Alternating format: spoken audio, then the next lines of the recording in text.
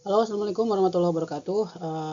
Rekan-rekan mahasiswa dimanapun kalian berada, kita sudah masuk ke minggu yang ke-6 ya, tentang mata kuliah metodologi penelitian pendidikan. Ini adalah topik yang baru lagi, yaitu tentang teknik pengumpulan data dalam penelitian pendidikan. Apa itu dan bagaimana? Yuk kita akan bahas ya. Jadi nanti Anda semua diharapkan setelah mempelajari mata kuliah ini atau materi ini, Anda diharapkan mampu untuk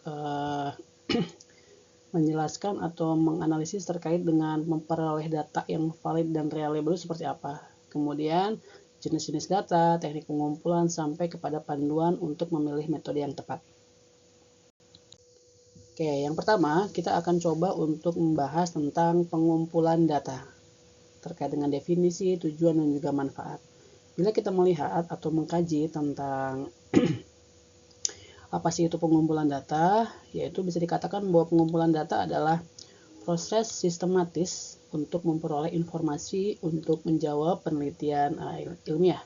Ya, jadi ini adalah suatu rangkaian atau alur yang memang harus dilaksanakan oleh seorang peneliti untuk mendapatkan suatu data yang valid.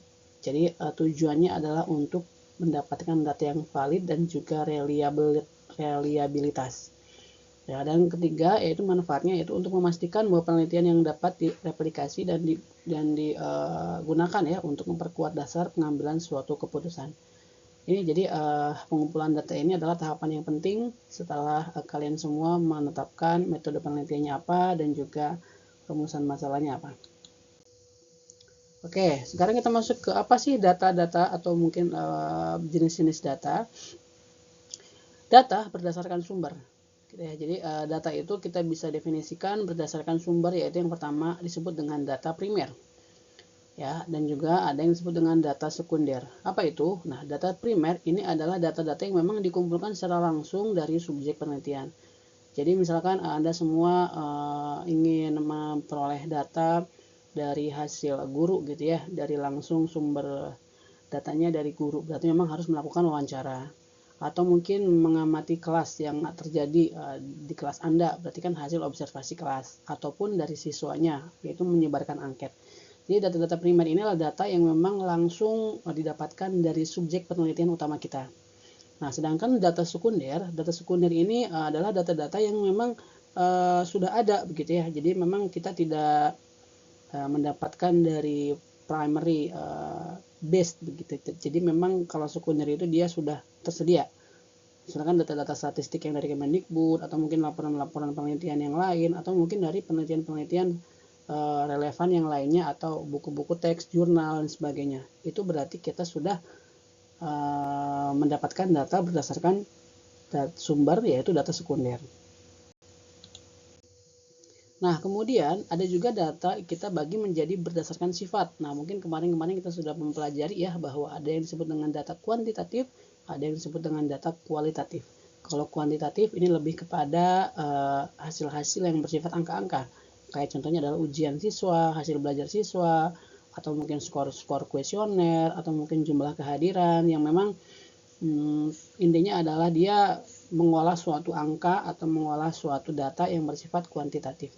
Nah, kalau kualitatif sebaliknya.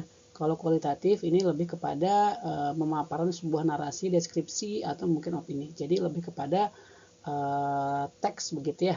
Contohnya apa? Wawancara, catatan lapangan, atau mungkin hasil observasi yang dilakukan oleh guru.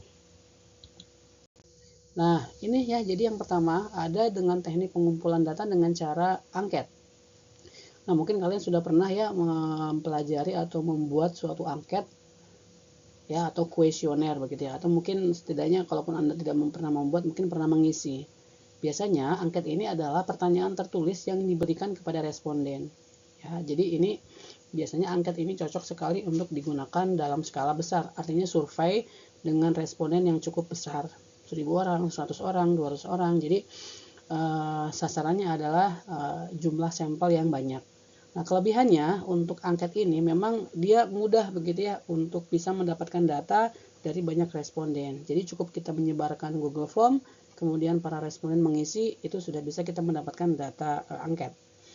Nah, kemudian kekurangannya memang tadi ya, jadi responden ini banyak sekali yang mengisi angket ini ya kadang-kadang terburu-buru, cepat begitu ya. Jadi tidak memperhatikan atau tidak serius dalam menjawab angketnya dengan baik. Nah, ada juga tes begitu ya. Nah, ini adalah tes sebagai teknik pengumpulan data. Jadi pengumpulan data itu ada dua, ada tes dan non tes. Nah, kalau yang tes ini biasanya digunakan untuk mengukur hasil belajar atau keterampilan tertentu. Ya, biasanya Anda mungkin melakukan tes sumatif atau tes formatif begitu ya. Nah, jadi itu adalah tujuannya untuk mendapatkan hasil belajar. Contohnya misalkan tes pemahaman tentang konsep matematika setelah menggunakan metode yang baru, pembelajaran yang baru. Jadi nanti praktes kita lakukan, kemudian juga post test kita lakukan. Jadi ada 2 kali tes, before after. Sebelum anak kita mendapatkan metode pembelajaran yang baru kita tes, dan setelahnya kita tes juga. Nah, itu adalah contoh tes sebagai teknik pengumpulan data. Nah, kelebihannya tes ini apa sih? Nah, biasanya kalau tes itu kan kita bisa mendapatkan data-datanya itu objektif ya. Artinya ya memang betul-betul kemampuan anak-anak kita ukur begitu ya.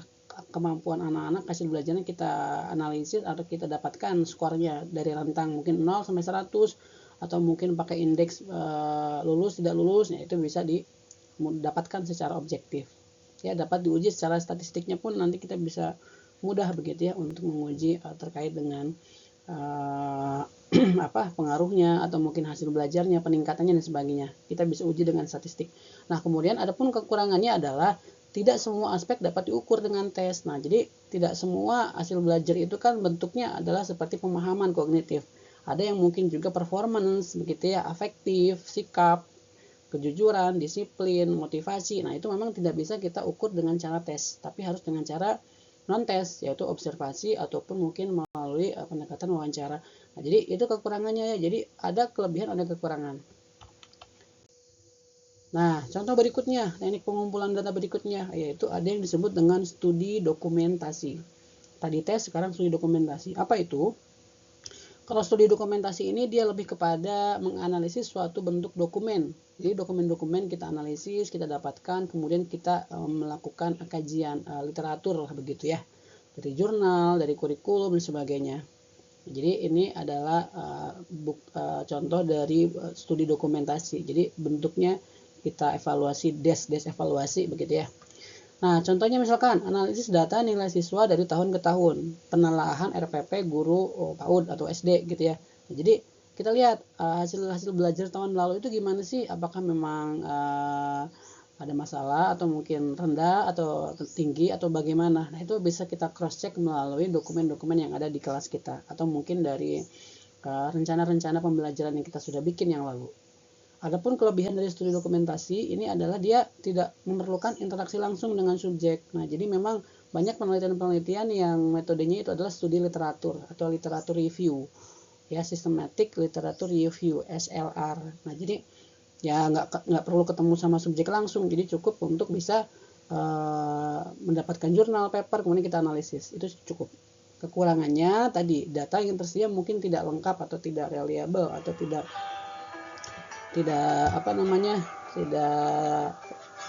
update begitu ya.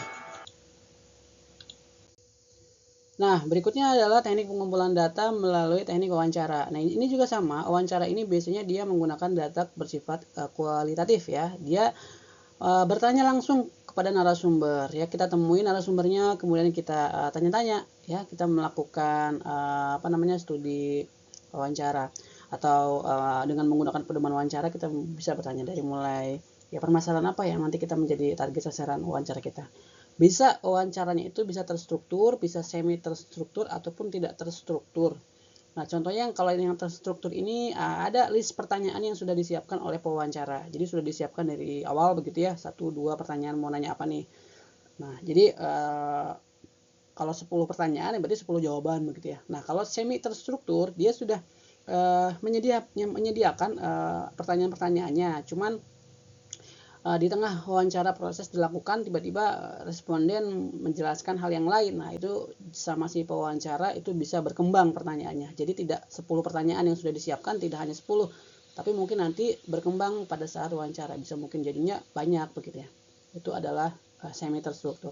Nah, kalau tidak terstruktur bagaimana? Nah, kalau tidak terstruktur dia si pewawancara itu dia tidak menyiapkan pertanyaan apapun. Jadi memang belum tahu masalahnya, belum tahu respondennya siapa. Jadi secara random ketemu sama orang, kemudian sesuai dengan targetnya, kemudian baru menanyakan.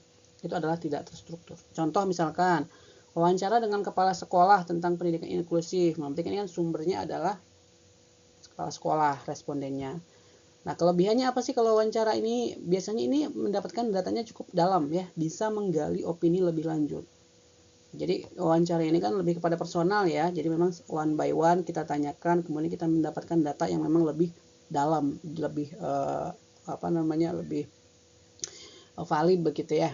Nah, kekurangannya tentu satu orang satu waktu begitu ya, ini makan waktu yang banyak.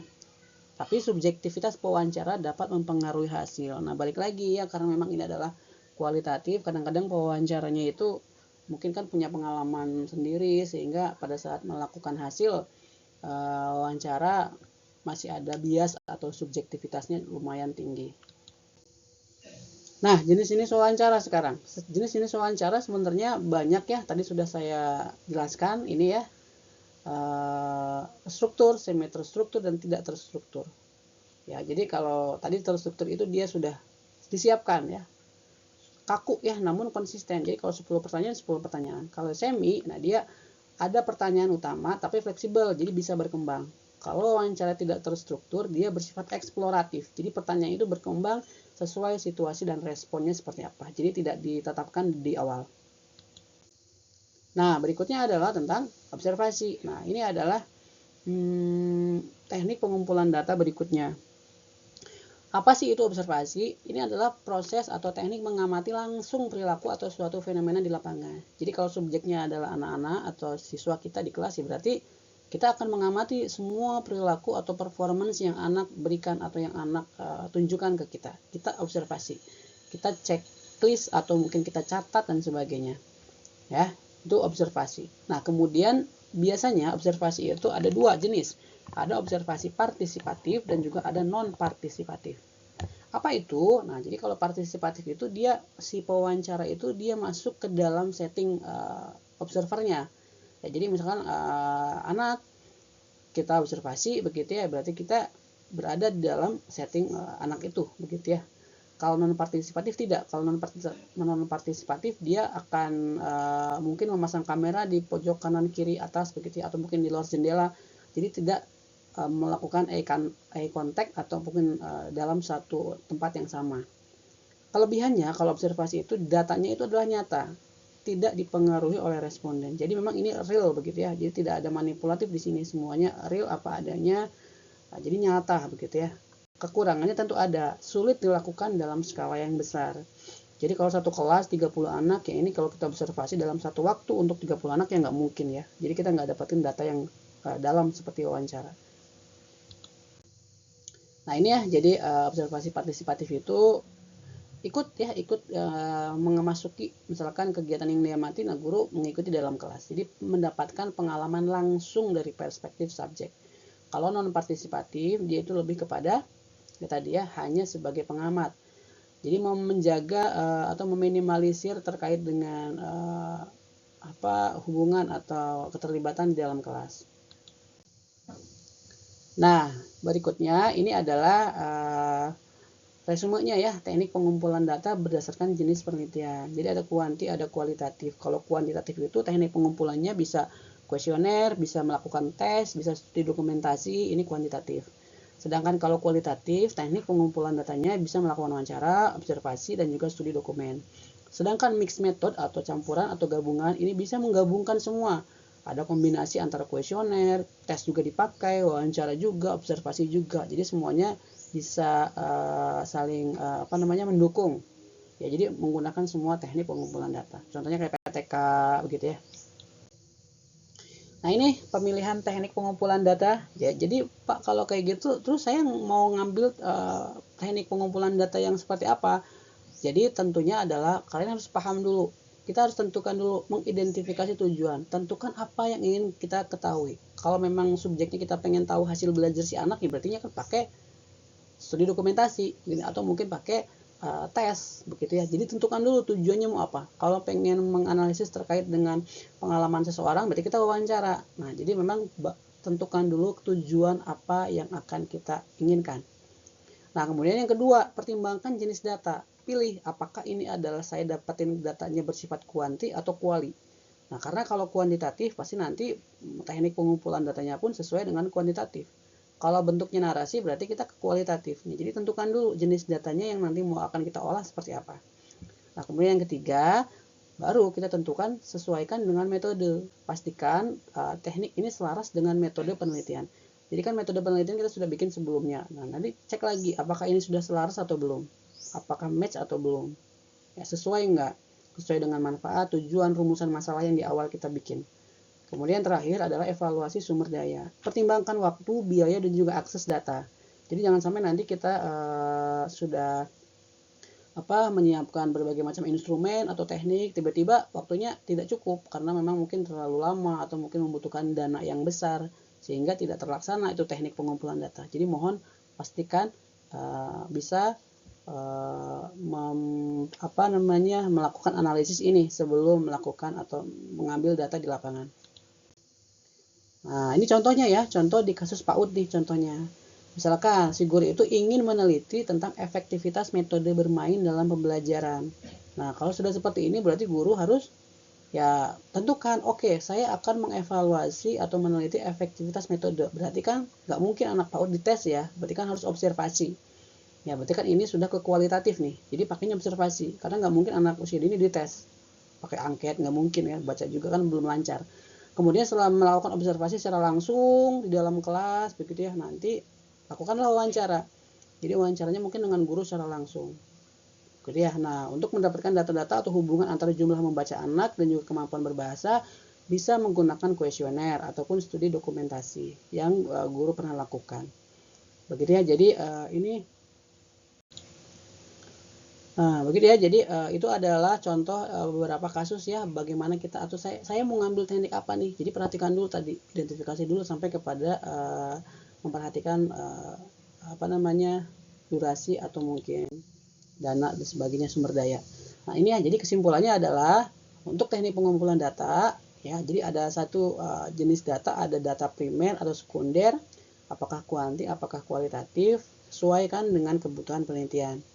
Teknik yang tepat adalah ya tadi, teknik yang sesuai dengan jenis penelitiannya. Jadi bukan berarti observasi ini lebih bagus daripada tes, enggak gitu ya, atau wawancara lebih bagus daripada kuesioner, enggak. Tapi ya ini kita mau ngambil datanya apa, jadi sesuaikan dengan jenis penelitiannya. Kalaupun memang mau ada kombinasi, ya ini bagus begitu ya, untuk lebih valid dan reliable ya pertimbangkan juga hasilnya ya, untuk teknik, untuk hasil yang memang lebih sesuai dengan rumusan masalah kita. Itu mungkin ya untuk pertemuan kali ini, mudah-mudahan bisa dipahami dan kita ketemu lagi di pertemuan selanjutnya. Terima kasih, saya akhiri. Assalamualaikum warahmatullahi wabarakatuh.